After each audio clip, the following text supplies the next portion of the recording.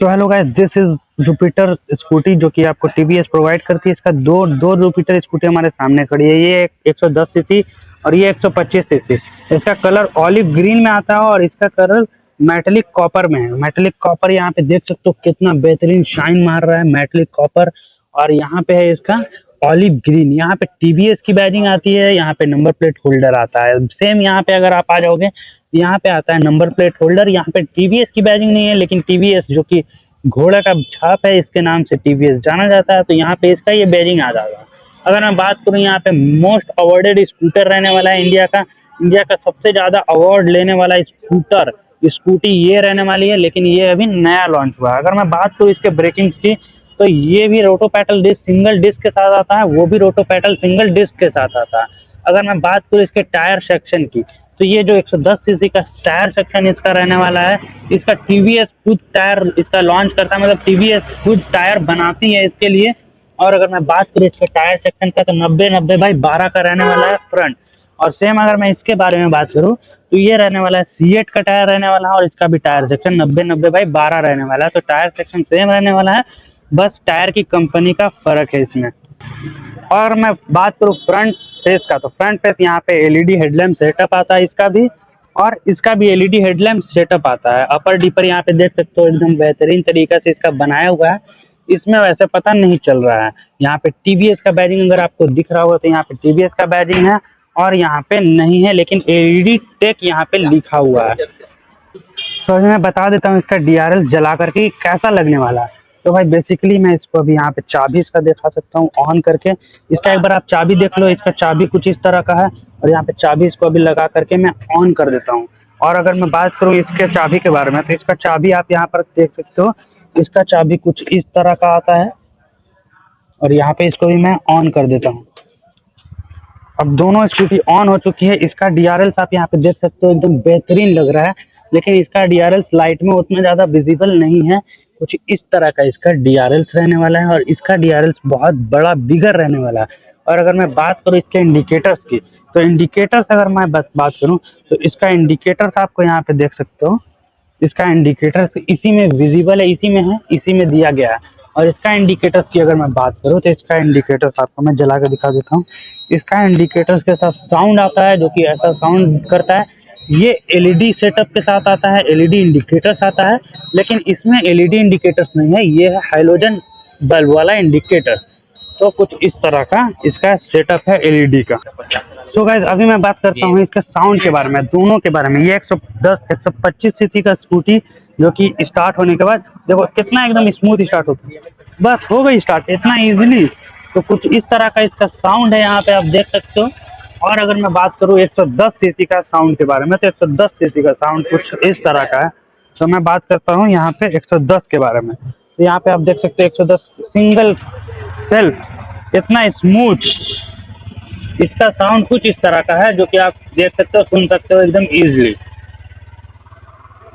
और अब मैं बात करता हूँ इसका सीट कंफर्ट के बारे में। सीट कंफर्ट कुछ इस तरह से इसका दिखने वाला मिल जाता है 125 सीसी का। इसके साथ यहाँ पे बैक सपोर्ट आता है, और इसके साथ बैक सपोर्ट नहीं आता है। लेकिन अगर साइज की बात करें, तो इसका साइज भी बिल्कुल सेम रहने वाला है, इसका साइज भी बिल्कुल सेम रहने वाला है। अगर मैं बात करूँ इसके, देख सकते हो इसका boot space, under seat space बिल्कुल 30-33 लीटर का आता है, और इसका भी 33 लीटर का आता है। दोनों का सेम रहने वाला है, इसमें कोई भी चेंजेस नहीं है, जो कि काफी बड़ी बात है। अब चलते हैं इसके मीटर की तरफ। मीटर आपको मैं बता दूं कि अभी मैं इसको हटा देता हूं, यहाँ पे मैं बता देता हूँ। मीटर कुछ इस तरह का इसका ऑन होता है, देख सकते हो। राइडर्स का हेलो बोलने वाली है ये स्कूटी। और भाई इसमें देख सकते हो क्या क्या फीचर्स दिया गया है। लो फ्यूल इंडिकेटर है, इसमें आप यहाँ पर देख सकते हो। ओडोमीटर है, ट्रिप मीटर है, और किलोमीटर बताता है कितना स्पीड चल रहा है, वो सारा कुछ टाइम बताता है, डेट बताता है, और कुछ इस तरह का इको पावर बताता है। और यहाँ पे एमआई लाइट है, और बाकी कुछ इस तरह से इसका बटन्स है, देख सकते हो। अब मैं चलता हूँ 110 सीसी का स्कूटी की तरफ। इसका स्कूटी का मीटर आप देख सकते हो, इस भी डिजिटल रहने वाला है, लेकिन इसका थोड़ा सा डिफरेंट रहने वाला है उससे भी कंपेरिजन।